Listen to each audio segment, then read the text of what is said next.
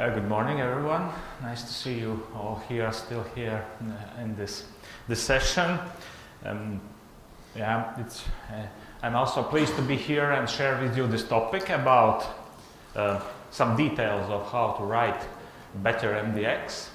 So this presentation is one of several ones which is aimed for you to feel better when you need to write something new in eazyBI using the MDX language. So writing MDX is taking quite a lot of time in our daily support activities. So actually we are presenting those topics hoping that we can somehow do it less so that you can do it by yourselves. I will focus on a specific area of crafting MDX. I will tell about how to use the sets, how to create those, and how to access the set elements. But let me introduce me again. So my name is Janis. I'm working for support. I actually particularly like this job because there's some engineering tasks also involved there. Writing MDX, helping you with custom JavaScript.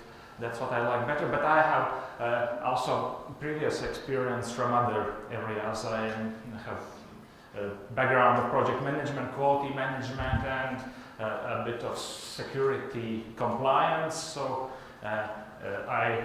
we actually, all our team is utilizing all our previous background for our support activities. But going back to our topic I will shortly introduce the concept of set, the general concept of the set, and then we'll touch a bit how it is reproduced in MDX, and then we will touch a bit about why we would need sets in MDX and how to create them, and a short live demo at the end showing some examples how you can create sets in MDX. First let me remind you a bit of something from the textbooks you have probably studied in the high school or even somewhere earlier, because set is a concept from mathematics. Almost any discipline of mathematics uses set as a fundamental concept. You may find several definitions of the set in Wikipedia, like I did it here, that set is a well-defined collection of distinct objects. And the object that makes a set can be anything. Well, in mathematics, those sets are usually crafted by some numbers. Like here I have a list of numbers 4, 2, 1, 3, or the set can be anything. It can be the set of colors, like here we have the set of colors from national flag of Czech Republic or some other country. Blue, white, red, but Czechs are my favorite today. Hi everyone. And you can define set by specifying some range of numbers, like here, and you can also define set by applying some patterns, how set members can be generated as an integers, matching some patterns. What else is interesting from mathematics point? I will stop here about mathematics, but set is considered to be not ordered in mathematics. That's important to keep in mind when we will go back to MDX. Surprisingly, almost all of those patterns how you can define set in mathematics are applicable also in eazyBI or MDX language. When we go to the world of eazyBI or MDX, I will use this definition of set, which tells that set is a collection of dimension members. So as you know, you combine your report from dimensions, and the simplest way where you can see the set is when you select some dimension in the report, rows for example, and expand it to some level. So it shows in the rows the list, which is actually the set of members from specific dimension hierarchy level. Yeah, in my case I expanded issue dimension to some issue level, and there are good functions in eazyBI, I will show you later how those work, that you can print out sets.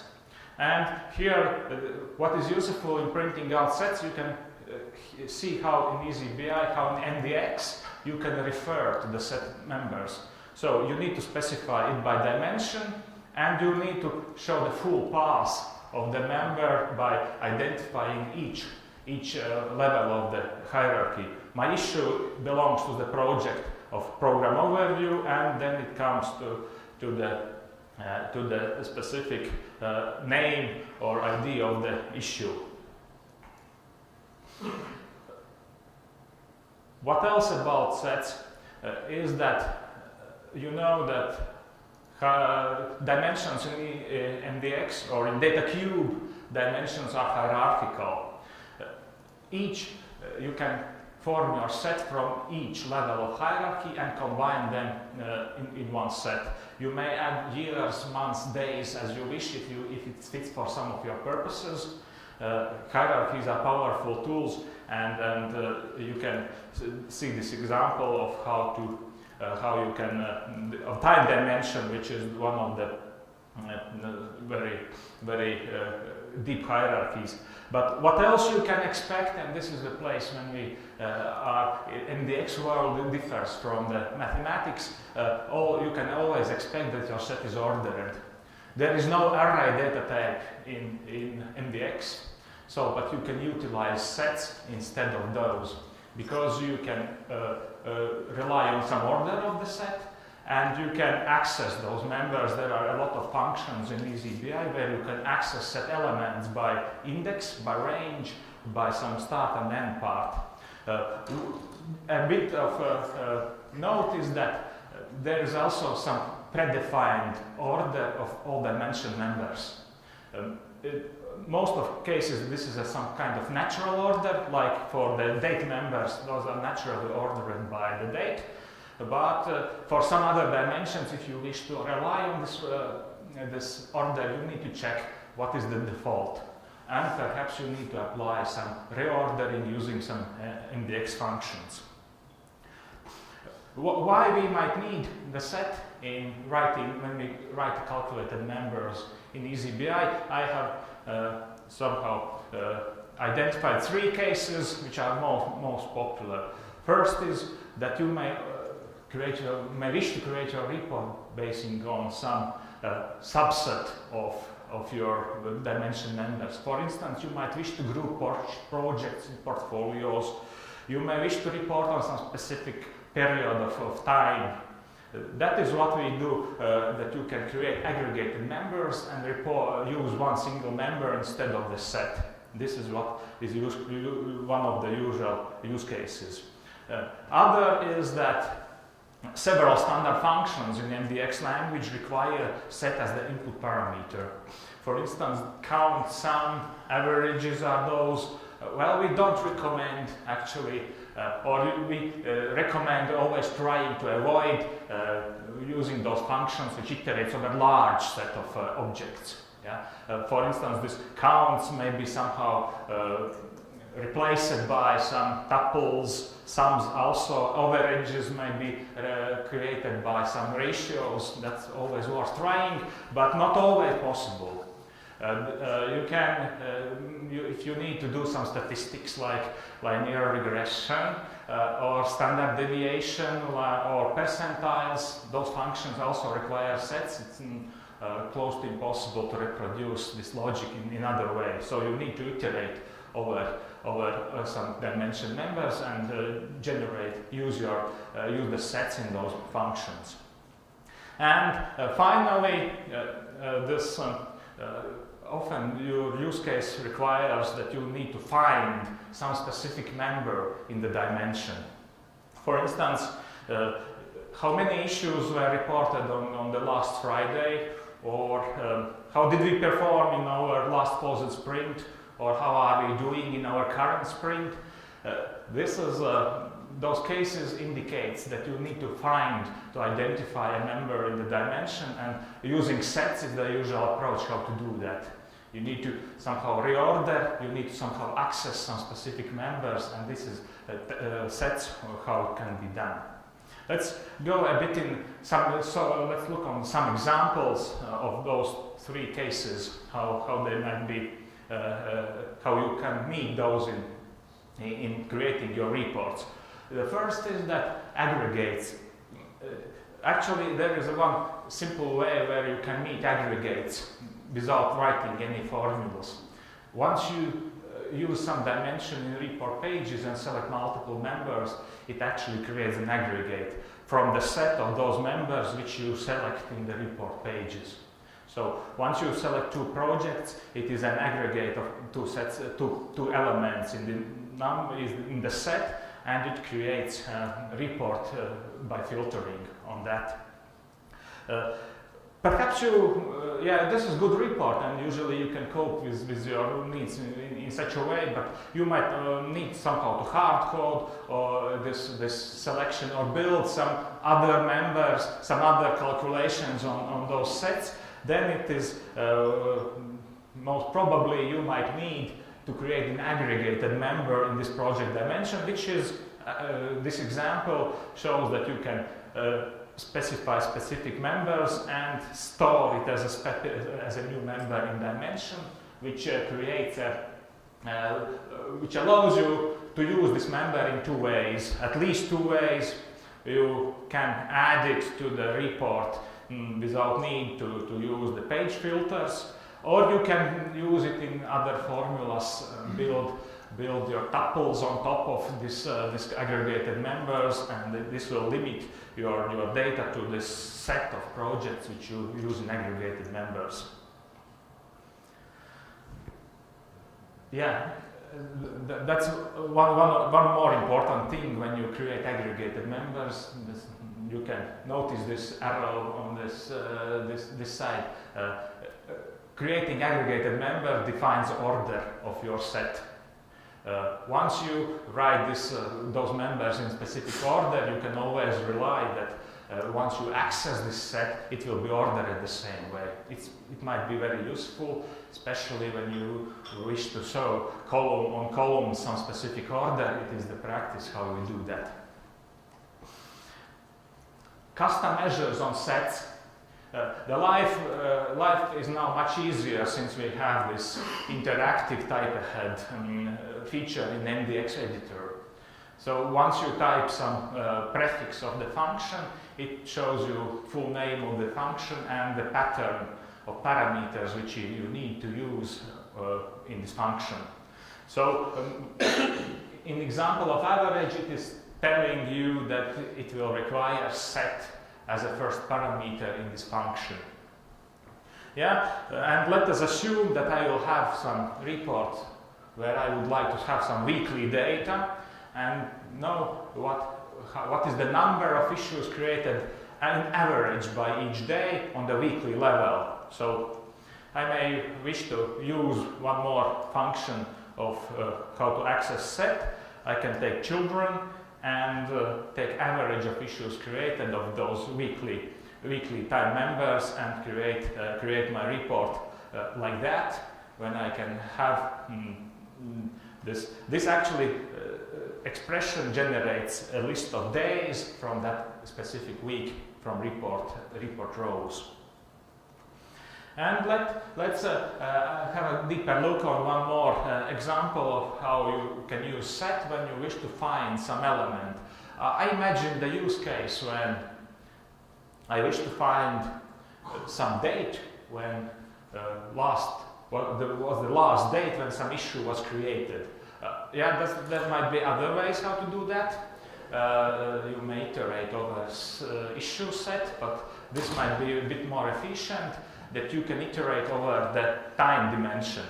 What I do here is I take all the members of all the members of time dimension day level, so it actually generates all the days, and filter those who have some issues created. Now you need to consider that it is this measure will be executed in some context of the report.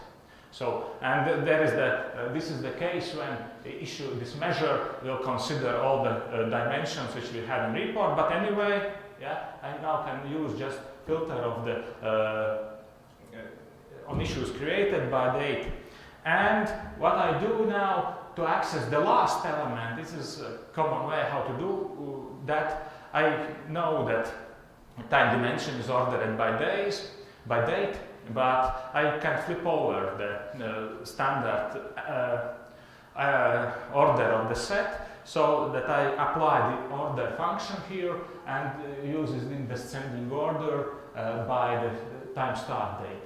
And once I have it in the reverse order, I can take the item 0, which is the first item of my set, and take the start date, which allows me to create a report like that, when I can add reporter to the report rows and see what was the day when the reporter created last issue in my data cube. Yeah, those were a couple of examples. Now we can let us have a look on a bit systematic view on what approaches you can use to create the sets, starting from the simple and ending with the most popular.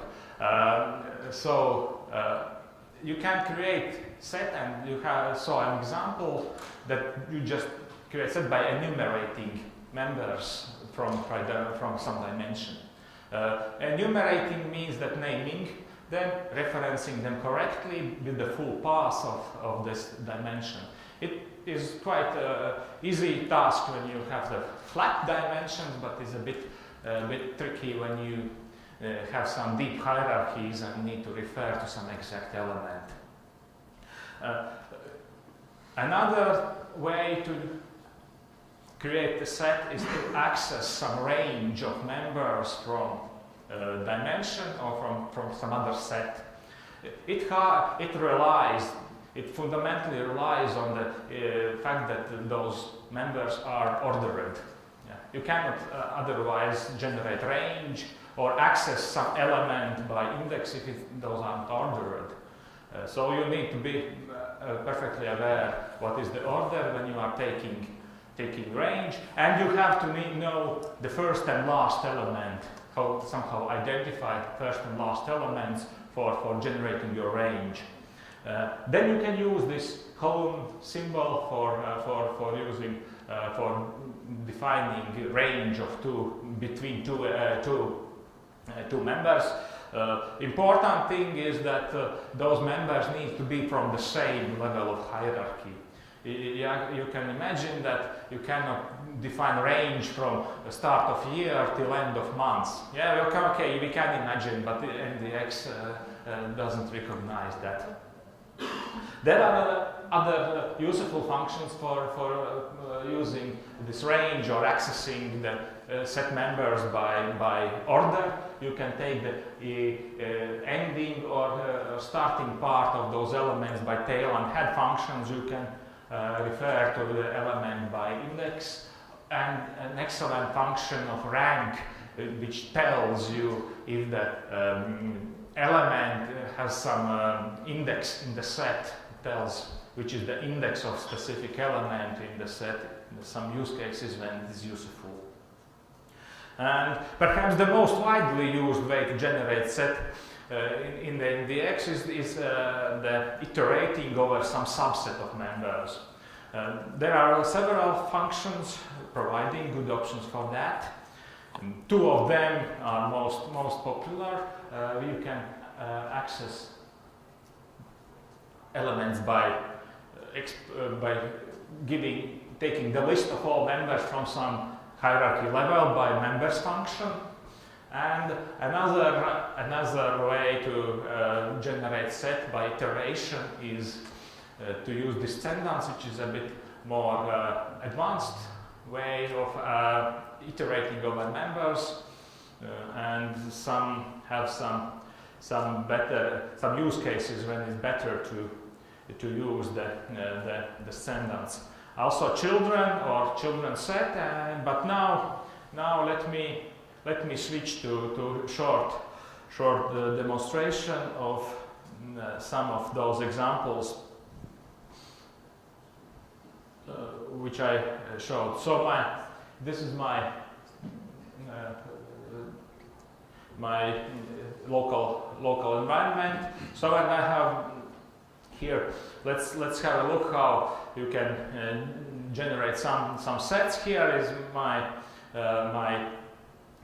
aggregate of two projects by demo alpha and demo beta, and I just will show that it is quite easy to write something more here by this type ahead function, and I can save and update my member. Now it is including all my 3 demo projects. I can add it to the report pages and expand to see that my report based on my aggregated member.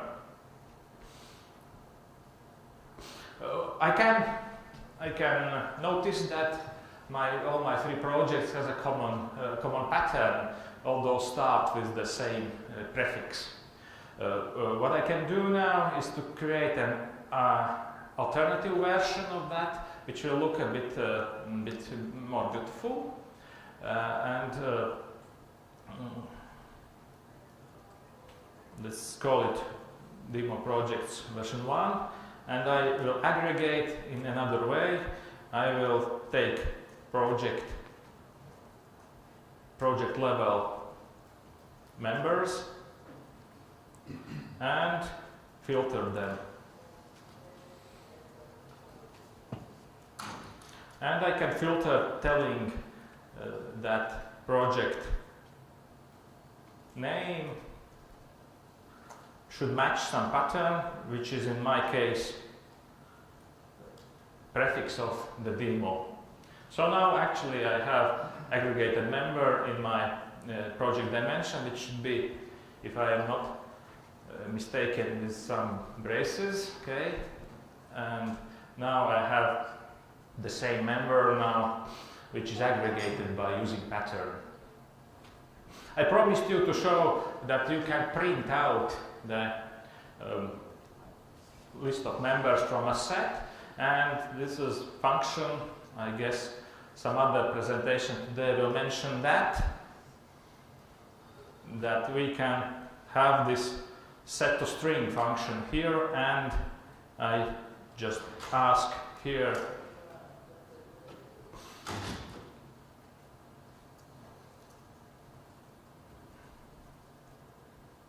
like that. Yeah. What is here a bit, you have to remember that generating children from aggregated member requires a bit different function to use. Now I use this children set and will try to check this list of members in my aggregated members. So, and I add, yeah, and well, I can see that this my aggregated members show all those 3 projects which I have aggregated. Yeah, we can see also the list of next level elements because it also goes deeper. Project dimension has the component level under it, so it is going down here, showing me the component list. And let's have a look one more example where we might imagine one more use case where I might wish to report on how many issues are created in the first 10 days of a month. And one version of this would be the following. I now expand it to the time dimension to the month level, just to keep in mind what is the context of my report. And I can define some measure basing on the set. I will need to sum, and my set will be the first 10 members of each month, of the days of each month, and I somehow think I could use that range for accessing for 10 days. And I know that we have time, current member, first child, which is the first day, and we'll take time current member children, and assume that I have, knowing that indexes started from 0, I will take the item 9 as the ending element of the set. So, and sum up the measures of issues created.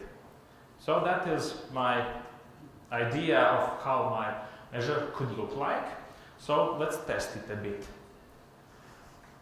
I will add it and show it here, which seems fine. Because 10 days is less than full months. So I could be happy before I check what is actually the set which is returned here in my formula. So I will apply my debugging skills and I will take this set and ask eazyBI to print out a set of those days like that. And print out the set, and somehow notice that the set starts from the March number 8, which is not exactly what I would expect. So going deeper, I expand it and somehow find out that my data cube doesn't contain date members before March 8. So yeah, that's an interesting thing to know, that eazyBI generates only those dates when some event happens. And my formula should be perhaps a bit more clever. Of course, if first 10 days is not exactly what I meant. So that here I can go two ways. There is good function of adding members just by generating them in the time dimension. But I can write a bit more advanced formula to cover this case. So,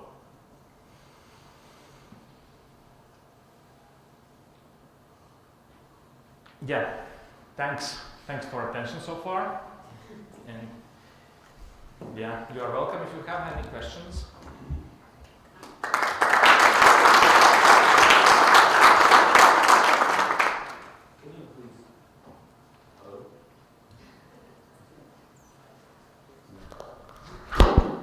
Oh, it's not much better. Can you show again that formula which prints out these days and etc.? You skip these slides quite fast. This one? And so what is the formula to print log? Sorry? To print all these children's and dates, there was a formula, one previous formula. Set the string. I didn't get which. What is the function? Everyone already answered. Thank you. Okay. Yeah, okay. Sorry.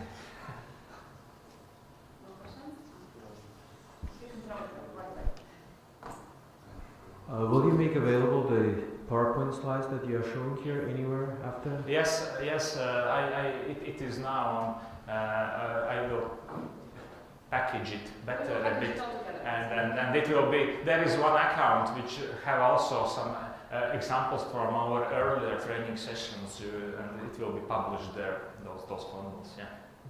And the other question from Agile, you can also use that in order to order the sprints, like in the order that they are in the board. Yes. That's what happens when you need to access some set of sprints, closed sprints, or some ramming velocities from some amount of sprints. Then that's what we need to use. Yeah. Thank you. More questions? Okay, then thanks, Janis. And